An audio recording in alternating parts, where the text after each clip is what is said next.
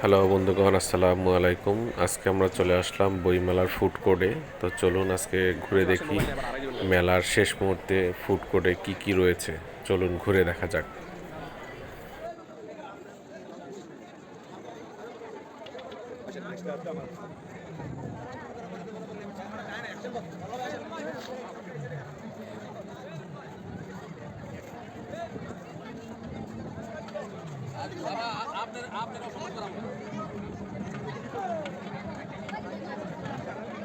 মোটামুটি ঘুরে যেটা দেখতে পেলাম, বিভিন্ন রকম খাবারের এখানে পসরা সাজিয়ে বসে আছে।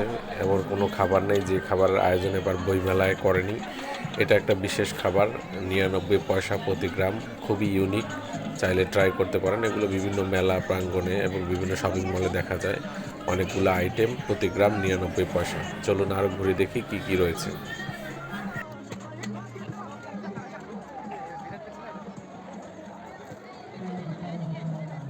পুরান ঢাকার বিখ্যাত হাজির বিরিয়ানি, চিকেন চাপ, তারও দোকান রয়েছে এখানে। পাশাপাশি আইসক্রিম, ফুচকা, চটপটি এবং বিভিন্ন ফাস্টফুড আইটেমের দোকান রয়েছে।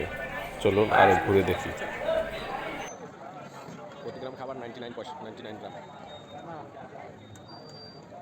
সালাদ সালাদ সালাদ সালাদ চলছে, এদিকে চলে আসে।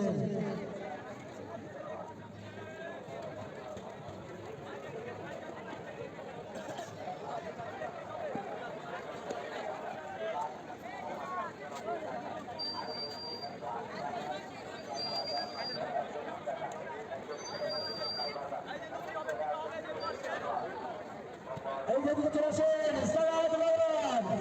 আমাদের সালাদ লাগান, চলে আসেন। মাত্র 99 টাকায়। আলু রয়েছে 180 টাকার, চিকেন ফ্রাই বার্গার মাত্র 120 টাকায়।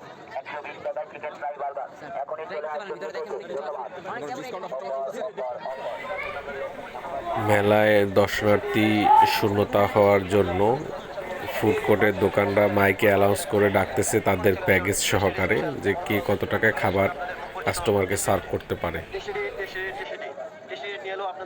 এবারের মেলায় সবচেয়ে আকর্ষণীয় যে জিনিসটা হচ্ছে, এখানে মিঠাই, টেস্টি ট্রিট এবং অনেক ভালো ব্র্যান্ডের সবগুলাই মেলার এই ফুড কোর্ট স্টলে এসেছে।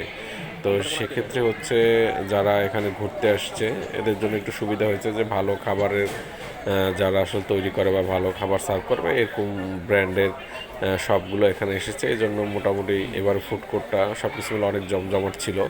মিঠাইও তাদের হচ্ছে বিভিন্ন মিষ্টি আইটেম, ডেজার্ট এবং হচ্ছে তাদের পেস্ট্রি বিভিন্ন রকম, পাশাপাশি ফাস্টফুড আইটেমে ছিল মিঠাই, এবং তারা মোমোরও ব্যবস্থা করেছে, মোমো বিক্রি করছে।